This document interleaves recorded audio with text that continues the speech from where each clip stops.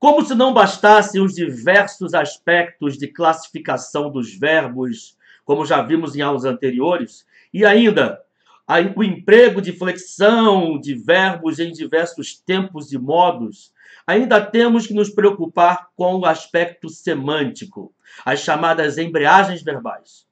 É muito comum os verbos serem flexionados em um tempo e indicarem um outro valor, um outro sentido completamente diferente daquilo que o modo ou o tempo normalmente indica. É o quê? Isso mesmo. E hoje nós vamos trabalhar esses aspectos chamados de aspectos semânticos, embreagens verbais, mas não fique chateado com isso. Na verdade, essas variações que os verbos apresentam são uma maneira incomensurável de enriquecer cada vez mais nosso idioma, possibilitando a abertura de várias portas de comunicação. Então, vamos juntos!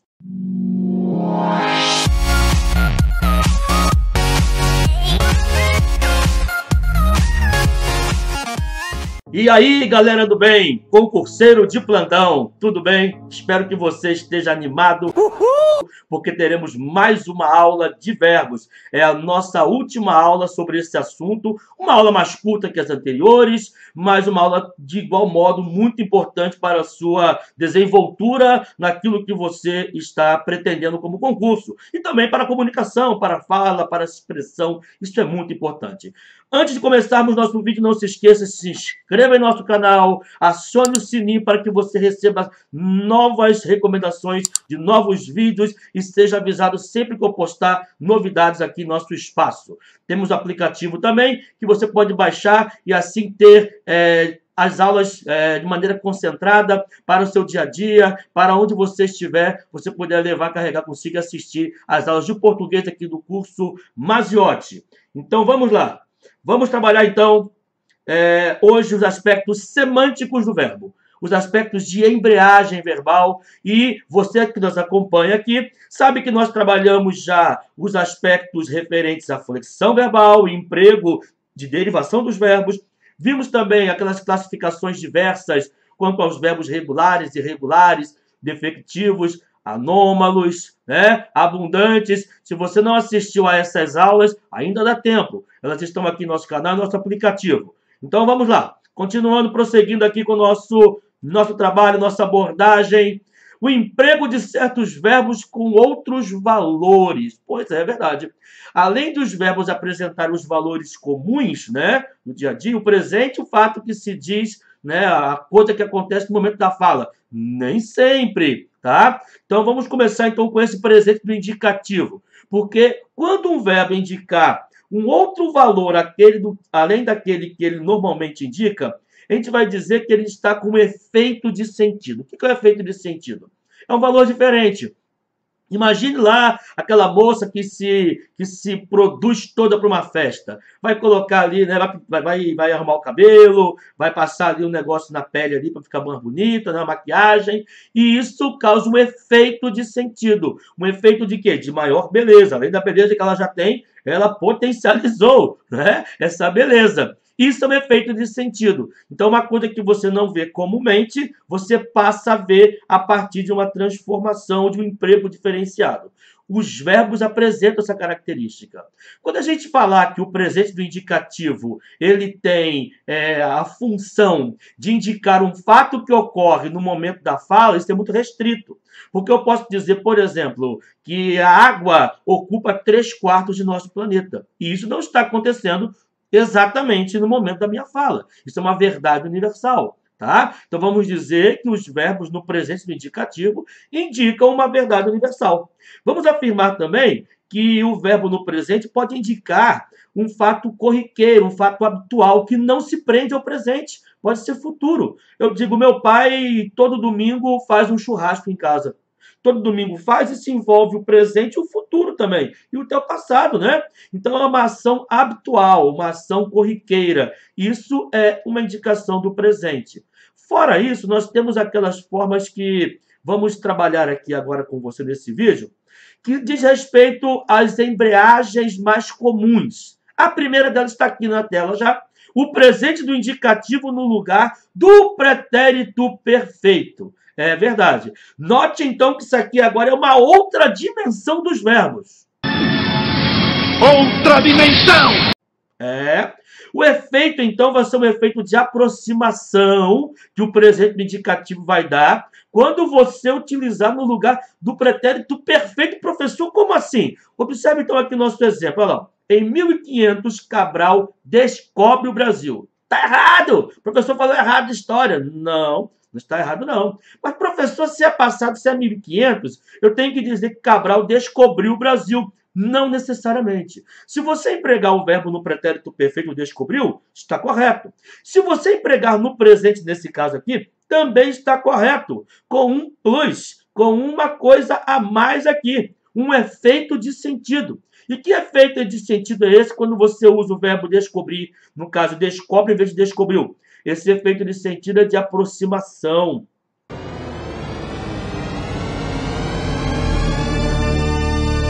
Como diz o professor José Fiorin, é o efeito zoom, tá? Ou seja, você aproxima um fato do passado do seu presente, indicando, né, a sua atualidade, a sua importância no presente. Ele acaba tendo um eco em nossa era atual. Então, isso aqui é o emprego do presente no lugar do pretérito perfeito para aproximar um fato passado de nossa atualidade. Isso tem um nome especial também que é muito comum em concursos. A gente vai chamar de presente histórico. Tá ok? São poucas variações assim de embreagens que têm um nome especial. Esse aqui, o presente histórico, é um deles. Anotou aí? Tomou nota? Então não encare isso aqui como erro. Encare como possibilidade e enriquecimento de nossa comunicação.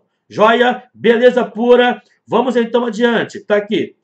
Temos a outra embreagem verbal, a segunda embreagem, que é o imperfeito, pretérito imperfeito do indicativo. Entenda assim. No lugar do presente do indicativo. Olha só, o efeito vai ser de polidez, de educação. Chama-se também de efeito de polidez, tá? O senhor podia apontar essa arma em outra direção? O senhor... Chega um menininho, né, de 6 anos, que a mãe mandou à padaria, com as moedinhas na mão, e entrando na padaria, ele vai se voltar para o padeiro e vai dizer, moço, eu queria 5 pãezinhos. E o padeiro, né, não muito educado, vai colocar a toalhinha dele encardida no ombro, vai olhar bem para o menino e perguntar, e aí, você queria ou você quer? Já passou por essa situação? Eu já passei, né? E esse menino poderia dizer assim, não é queria mesmo, porque ao usar o verbo querer do pretérito imperfeito, estou fazendo uso de uma embreagem verbal de polidez, coisa que, aliás, o senhor parece não ter. Estou brincando, tá? O menino não vai falar isso, né? Mas ele poderia dizer... Né? Em vez de dizer eu quero 5 pãezinhos, e isso soa assim como imperativo, não é verbo no imperativo, é no presente, mas soa como imposição, uma coisa imperativa, uma ordem eu quero, faz isso. Não, soa nesse caso aí, quando você usa o pretérito imperfeito, como uma ideia de educação, de pedido, né? Uma coisa polida. Tá joia? Isso então é um outro emprego com outro efeito de sentido de um verbo chamado de embreagem verbal. O terceiro caso que eu trouxe para você aqui nesta aula é o imperfeito no lugar do futuro do pretérito. Exatamente. Olha só, o efeito vai ser de convicção. Peraí, professor. É usar o verbo no pretérito imperfeito em vez de usar no futuro do pretérito. Aquele gol até a minha avó fazia. O adequado seria, rapaz, como é que ele perdeu aquele gol? Cara a cara com o goleiro. Ele poderia fazer aquele gol facilmente, rapaz, aquele gol até minha avó faria se estivesse jogando. Mas em vez de dizer faria, que é o futuro do pretérito, que normalmente indica o quê? Uma coisa duvidosa, uma possibilidade, já enxergamos isso aqui em aulas anteriores, né? O verbo vai ser empregado no pretérito imperfeito justamente para indicar a ideia de convicção, de certeza. E há outras formas de certeza ainda que temos na embreagem verbal. Olha só, o pretérito perfeito no lugar do futuro do presente. Efeito de convicção, de certeza. Brasil e Argentina na semana que vem? O Brasil já ganhou. Peraí, vai ser semana que vem e você diz que o Brasil já ganhou? Sim, adequado, perfeito. Estamos empregando um verbo no passado, ganhou no lugar de ganhará, justamente para obtermos o efeito de sentido chamado de certeza, convicção. Tá bem? E temos também o pretérito mais que perfeito no lugar do pretérito perfeito indicativo. Tá? Se você tem dúvida quanto a esses tempos aqui, Só assistir nossos vídeos anteriores, tá? Então aqui o efeito é de distanciamento. Então é o contrário do presente histórico, né? Quando era moço, bebera. Hoje, como pai, não bebe uma cerveja. Então, em vez de dizer que ele bebia, vão dizer que ele bebera, porque você se lembra? O pretérito mais que perfeito do modo indicativo é um tempo verbal que indica um passado anterior a outro passado. É o passado do passado. É o passado mais passado que o passado perfeito. Tá lembrado dessa ideia aí? Então, o pretérito mais que perfeito indica pra gente esse distanciamento que você tem que perceber que vai ser empregado num texto, numa prova. Muito embora não falemos isso aqui com frequência, mas isso pode ser cobrado de você, meu amigo concurseiro, e você tem que saber, você tem que dominar esse emprego verbal, essa embreagem. Joinha? E então, uma outra forma de embreagem verbal que o idioma nos proporciona, que a língua portuguesa nos proporciona, é o que eu trouxe para você que está aqui em tela, o pretérito imperfeito do indicativo no lugar do presente, também do indicativo. Esse aqui é bem emblemático, bem icônico, tá? Qual é o efeito de sentido? O efeito de criação do ambiente lúdico, próprio do universo infantil. Professor, o que é lúdico? Lúdico vem de ludo, um jogo de tabuleiro. Quando se referia a lúdico, é aquilo que é descontraído, aquilo que é mais de brincadeira, tá bem? Então existem poemas lúdicos, existem músicas com tom lúdico, né? E eu trouxe para você aqui uma canção, tá? Um exemplo aqui de uma canção que temos do Chico Buarque. É a canção João e Maria, muita gente conhece, né? Então olha só, agora eu era o herói e o meu cavalo só falava inglês. A noiva do cowboy era você, além das outras três. Eu enfrentava os batalhões, os alemães e seus canhões, guardava o meu bodoque e ensaiava o rock para as matinês. Agora eu era o rei e o Bedel era também juiz. E continua assim a música. Note que aqui nós temos o emprego dos verbos, né? Verbo ser, verbo falar, verbo enfrentar, verbo guardar. E todos estão empregados no pretérito imperfeito do modo indicativo. Você achava mesmo que aquela frase, quando alguém contava um conto de fadas, que dizia, era uma vez, que a coisa mágica que envolve isso aí se referia à palavra vez? Não, é o era. Esse era, que é o pretérito imperfeito, nos transporta para esse universo infantil. Se alguém diz, era uma vez no castelo distante, viveu a menina num bosque encantado. Esse era uma vez que começa a história, se refere ao passado, certo? É um passado antes ou depois de Cristo? Não dá para responder, é uma coisa atemporal, né? Por que é atemporal? Porque está dentro da memória, dentro da imaginação, dentro do universo infantil, que também pode ser acessado pelos adultos, né? Depende de cada um, ok? Então aqui esse emprego do verbo agora é presente. Agora eu era o herói. Esse agora eu era nos indica um fato presente com o verbo no passado, justamente para nos transportar a esse universo mágico, feérico, encantado, tá? Que o lúdico nos proporciona. Tudo bem? Joia? E aí, para terminarmos aqui, aqui está ele, The Jump of the Cat. É, o gatinho aqui chegou, é o pulo do gato, tá?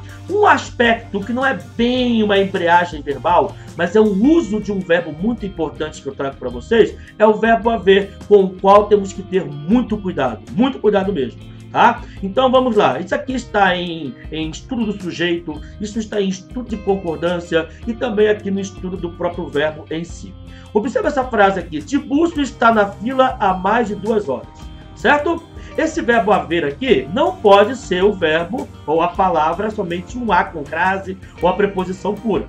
Quando isso aqui indica tempo transcorrido, tempo passado ou tempo decorrido, eu tenho que usar o verbo haver. Tiburcio está na fila há mais de 2 horas, ou seja, faz mais de 2 horas. E quando eu usar o verbo haver aqui, ele não tem plural, ele não se flexiona. Isso é muito importante você perceber. Então aqui indicou o tempo decorrido, eu vou utilizar o verbo haver, certo? Que não se flexiona, ele é impessoal. A outra forma aqui é dizer que houve várias questões que não se resolveram. Nesta frase agora, o que temos é o verbo haver, não mais indicando o tempo passado, e sim com o sentido de existir, acontecer ou ocorrer. E quando o verbo haver também foi empregado com esse sentido, ele é impessoal, ele não tem plural. Eu não poderia dizer que houveram, é horrível, chega até doeu ouvindo aqui do professor. Houveram várias questões, ou haverão, ou haviam, não. Haverá uma questão, haverá várias. Houve um problema, houve vários problemas. Havia uma solução, havia 2, 3, 20 mil soluções. Havia soluções. Tudo bem? Esse emprego é emblemático em português. É um dos pontos nervosos do idioma quando se fala em concurso público. Isso vai cair para nível alfabetizado, fundamental, médio, superior, até o NN, que é o nível NASA. Isso vai cair em vários níveis de conhecimento, de exigência, de escolaridade. Não abra mão de conhecer adequadamente o emprego desse verbo, o verbo haver. Ele é um verbo que causa muito horror no pessoal concurseiro aí, mas não é difícil. É você entender que ele é um verbo impessoal com esses dois sentidos. E sendo impessoal não se flexiona. Joinha? Beleza pura? Vamos lá então, prosseguindo agora com as nossas questões VUNESP. Eu trouxe para você aqui então justamente o verbo haver de cara. Olha aqui, ó, olha só. A questão de 2017, Prefeitura de Marília. Alô, alô, Marília, pessoal, concurseiro papirão que está aí. Seja bem-vindo à nossa aula aqui, né? Vários concursos da VUNESP aí, você não pode perder aquilo que estamos transmitindo, que é importante para você, para todo mundo, né? Todo mundo quer passar no concurso público e mudar de vida. Observe a frase, não se sabe há quanto tempo ele estava ali. Tendo em vista o emprego do verbo haver, ó, não se sabe há quanto tempo. Quanto tempo faz? Percebeu? Que é o emprego do verbo haver indicando o tempo decorrido. Ele quer que você assinale a alternativa em que esse mesmo verbo, o verbo haver, foi empregado com o mesmo sentido da frase que colocamos aqui, olha. Qual é o sentido? O sentido é de tempo transcorrido. Então aqui não há argumentos. Aqui o verbo haver é existir. Não existem argumentos. Eles vêm se preparando há meses. Opa! Vem se preparando há meses, faz meses, né? Indicando o tempo decorrido. Isso aqui tá bom. Há 5 pessoas à espera. Existem 5 pessoas, né? Para a festa há que decorar. Isso aqui não é nada. Não é nem indicando o tempo transcorrido, nem com sentido de existir, acontecer. Isso aqui é verbo auxiliar, tá ok? Muito antigo esse uso aqui, a VUNESP colocou uma frase do português bem fora de uso, tá? Para a festa há que decorar, equivale a tem de decorar ou tem que decorar. Esse aqui, para você ter uma noção, não é conjunção, ele é uma preposição que une esses dois verbos, que na verdade marca aqui uma locução verbal. Esse verbo aqui é auxiliar, então. Ele vai ser o que o principal for, ok? Então, cuidado com o verbo auxiliar, que querem te confundir. O que temos aqui, a regra que temos aqui, é o verbo haver como principal e não como auxiliar. E aqui, este contratempo não há de comprometer os resultados. Mesma coisa. Há de comprometer, há que comprometer, tá? É o mesmo emprego aqui. A ideia de alguma coisa que está sendo necessária ou sendo uma obrigação. Beleza pura? Tranquilo, você entendeu? Então vamos lá, gabarito com você então, aquela que já falamos, letra B de bola. Eles vêm se preparando há meses, faz meses, tempo decorrido, tempo passado, tempo transpassado. Beleza? Vamos à próxima aqui então. Ao reescrever-se o trecho, quando fazer as refeições básicas diariamente era um luxo, note que aqui não é um verbo no subjuntivo, quando, não é quando você fizer. É quando o ato de fazer as refeições era um luxo e morrer de fome era um destino comum para as pessoas, a gordura era um privilégio. Olha só, um texto interessante. Com o verbo ser flexionado no tempo futuro, a forma verbal era em suas 3 ocorrências deve ser substituída respectivamente por... Então isso aqui não é futuro, né? Eu quero colocar o verbo no futuro. E aí? Quando fazer as refeições básicas diariamente for um luxo, o que é o verbo ser no futuro da for. Professor, como você chegou a essa conclusão? Nossa aula anterior, aula 15, que você encontra neste canal, neste aplicativo, né? Basta você pegar o verbo ser e flexionar na segunda pessoa do singular. Ele vai ter o STE, não vai? Eu fui, tu, o tu que é importante, tu foste. Retira o STE, o que vai sobrar? Vai sobrar a forma FO, for. Agora você coloca o R, que é a desinência de futuro do subjuntivo, né? Então vai dar quando eu for, quando tu fores. Percebeu? Então, é essa forma que nós temos que trabalhar. É com isso que temos que lidar aqui para resolver essa questão. Então, quando fazer as 3 refeições básicas diariamente for um luxo e morrer de fome for um destino comum para as pessoas, a gordura será um privilégio. Percebeu? Quando for, será. Lembra da correlação verbal que nós vimos na última aula também? Então, se eu plantar, colherei. Se eu for, serei. Se eu for aprovado neste concurso, serei nomeado no cargo público. É aqui a relação que temos. Então, cadê a gordura? Será. For, será. Letra C, nosso gabarito. Entendeu aqui a questão? Beleza? Vamos adiante. Questão 3. Deveríamos ter como forte razão para enviar nossos filhos à escola o preparo para a cidadania. Ou seja, o ensino dos valores sociais que vão colaborar para a formação do cidadão de bem.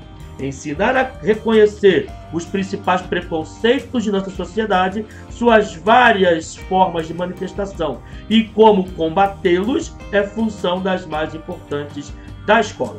Joia, tá aqui um texto aqui da Roseli Saião, da Folha, né? A forma verbal deveríamos, no início do parágrafo, expressa uma, também já vimos isso, o verbo deveríamos aqui, né? Verbo dever no futuro do pretérito. A indicativo, vai indicar uma coisa certa, né? Algo real. Não, esse verbo nessa forma, já falei, isso cai direto na VUNEC, não vai errar, tá? Tá doidinho pra você errar aqui, olha. É indicativo e quer que você coloque a forma como a coisa certa, né? Mas nem a constatação, não pode. Isso aqui se aproxima do subjuntivo. É uma ideia de dúvida, de hesitação, mas aqui não temos dúvida. Também não temos hesitação. O que nós temos aqui? Temos a sugestão. Deveríamos ter como forte razão. É bom que tenhamos. Então, essa questão 3 é letra C. Dúvida não é, porque é mais no subjuntivo mesmo, apesar de podemos ter também aqui. Mas o contexto geral não expressa uma dúvida. Por exemplo, seríamos nós capazes de melhorar esse país? Isso é uma dúvida, né? A pergunta retórica responde dúvida, né? Ordem seria imperativo, não cabe aqui. Constatação é algo do indicativo, né? Tá? Mas com essa forma verbal não funciona. Hesitação também é do subjuntivo. Não está hesitando. Hesitar o que é? É ficar vai ou não vai. É saber se vai, saber se não vai e ficar na dúvida, né? Muito próximo à dúvida aqui, mas em termos de atitude, tá? E a única que se aproxima aqui, ou que realmente se refere ao que temos no contexto do texto, é a ideia de sugestão, tá? Isso aqui vai mudar nosso mundo, segundo a autora. Vamos lá. Questão 4. A forma verbal destacada nesse trecho. Choveram justificativas e até acusações para explicar as situações. Olha aqui, professor, o verbo chover aqui não indica fenômeno da natureza? Indica. Meteorológico, natural? Exatamente. Quando o verbo indicar fenômeno da natureza, ele não vai ser um verbo impessoal? Vai. Então, por que aqui ele não está no singular? Está se flexionando? Porque aqui, nesta frase, ele não é um verbo que indica fenômeno da natureza. Ele em si é verbo chover, mas ele foi empregado aqui com sentido metafórico. Foi empregado com sentido figurado. Exatamente. E como sentido figurado, ele pode ter plural. Choveu uma justificativa, choveram justificativas. Tudo bem? Agora, se ele fosse utilizado com sentido realmente da chuva, do fenômeno da natureza, não teria plural nesse caso. E aí? Qual seria aqui, ó, o emprego do verbo, olha o sentido do verbo, o aspecto semântico? Qual seria, na norma padrão, né, a substituição que poderíamos colocar aqui do verbo chover? Choveram justificativos. É o verbo haver, né? Que apareceram, surgiram. Houve justificativas. Surgiram justificativas. E eu não posso colocar isso aqui no plural. Ele quer saber se você sabe empregar corretamente o verbo haver, né? Nesse caso aqui, que é um verbo empregado sem plural. Portanto, letra A é a nossa resposta. Beleza pura? Vamos adiante. Mais uma questão. Observe no trecho abaixo que a forma verbal em destaque foi empregada no futuro do subjuntivo. No próximo jantar, se estiver do lado de uma grávida, jogarei um talher no chão e ao abaixar para pegá-lo, e continua o fragmento do texto. No próximo jantar, se estiver. Mas, professor, esse se não indica o pretérito imperfeito? Se eu estudasse? Esse se é uma C para você flexionar. Mas nem sempre quando num texto aparecer esse se, vai ser pretérito imperfeito. Ele pode ser futuro também. As duas coisas vão ocorrer com muita frequência em português. Se eu estudar, passarei. né? Futuro do subjuntivo. Se eu estudasse, passaria. Pretérito imperfeito do subjuntivo. Joia? Então tá aqui, ele quer saber onde é que temos um verbo flexionado adequadamente no futuro do subjuntivo. Se o documento caber, não dá, né? Como é que eu faço para não errar isso aqui? Pega o verbo caber e flexiona na segunda pessoa do singular. Eu coube, tu coubeste. Menos o STE. Sobrou o quê? Coube. Coloca agora o R. Couber. Então, se o documento couber neste envelope, ok? Se este vestido lhe convier, joia. O verbo aqui é o verbo vir, né? Eu vim, tu vieste. Aí você retira aqui o STE, fica vie mais R. Vier, com o prefixo com vier. Então, aqui a segunda frase está correta, mas a primeira não. Letra B, se o convidado fizer um discurso breve, joia. Eu fiz, tu fizeste, menos o STE, fizer. Acrescenta aí o R, fizer, né? Se ele não pôr mais combustível, não, né? Eu pus, tu puseste. Retira o STE, puse, mais R, puser. Então, se ele não puser mais combustível, se ele não pôr, não existe. Aí, repuser, compuser, transpuser, ok? Tudo segue o mesmo paradigma. Se o piloto mantiver, coisa linda, hein? Aqui, ó, verbo ter, se eu tive, tu tiveste, menos o STE, tive, mais R, tiver, né? Então, manter, mantiver. E se ela reouver, tá certo isso aqui, professor? Eu ouve, tu ouveste, menos o STE, ouve, mais o R, houver. Então, reouver. No presente, esse verbo é muito feio. Eu, no passado, né? No passado, pra gente não tem, né? Somente as formas arrisotônicas. Nós reavemos, vós reaveis. No pretérito perfeito, eu reouve, tu reouveste. Eu reouve, eu reouve. Tu reouveste, ele reouve também. Nós reouvemos, vós reouvestes, eles reouveram. Ok? Então aqui é nosso gabarito, está correta a letra C. Qual é o erro da letra D, hein? Se o delegado supor, não dá, né? O verbo aqui, no subjuntivo, não cabe aqui, supuser, né? Se o de que contiver, beleza.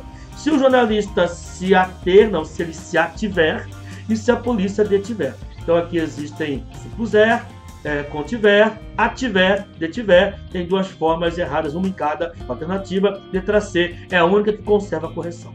Beleza? E a questão 6. Assinar a alternativa em que os verbos estão corretamente flexionados de acordo com a norma padrão. Miguel quebrava sua cara se estivesse aqui. Mas quando ele vinha aqui, que coisa terrível, Miguel quebrava sua cara. Tá, quebraria. Quebrava é possível aqui? É possível. É uma embreagem verbal que vai indicar o que pra gente? Vai indicar certeza. Ele quebrava a sua cara se estivesse aqui. Mas quando ele vinha aqui, aí não dá, né? É quando ele vier aqui. Garanto que você não deixa o passarinho fugir. Então Miguel quebra a sua cara se você estivesse aqui. Não, ele quebraria a sua cara se você estivesse. Ok? É a correlação verbal. Mas quando ele puser os pés, quando ele pôr, não dá. Já falamos isso aqui. Miguel quebraria sua cara se estivesse aqui. Lindo, olha. Quebraria se estivesse. Mas quando ele estiver aqui, garanto que você não deixará o passarinho fugir. Tá? Não tem dúvidas. Linda essa questão aqui. Letra C, nosso gabarito. E letra D. Miguel quebraria sua cara se estivesse aqui. Excelente. Mas quando ele vir... Não, quando ele vir é o verbo ver. O correto aqui é quando ele vier aqui. Porque se refere a espaço. Ok? Garanto que você não deixava o passarinho fugir. Não deixaria, né? Que pode ser o deixava com convicção na embreagem verbal também. E Miguel quebrava a sua cara se estivesse aqui. Mas quando ele estar aqui, não, quando ele estiver aqui, garanto que não deixará. Que tá ok? Quebrava é possível por ser embreagem verbal. Olha só a cobrança aqui da VUNESP aqui nesse quesito. E a letra E. Em vez de atender aos clientes, alguns dos rapazes se entretinham com o celular trocando mensagens. Professor, não estou vendo o erro aqui. Entretinham, é verbo ter, eles tinham, entreter, entretinham. Mas faltou o H aqui, né, meu amigo? O verbo ter, eles tinham, tem que ter o H. Dessa forma, aqui não existe em norma culta. Só se tivesse aqui em engatu ou em tailandês, português, não. Falta o H. Fique atento aos detalhes. Tá joia? Então chegamos ao fim de mais uma aula. Não deixe de se inscrever aqui em nosso canal e também assista aos vídeos que aparecem aqui na nossa tela para que você possa ter mais conteúdo como esse. Fique com Deus, um forte abraço e até a próxima aula!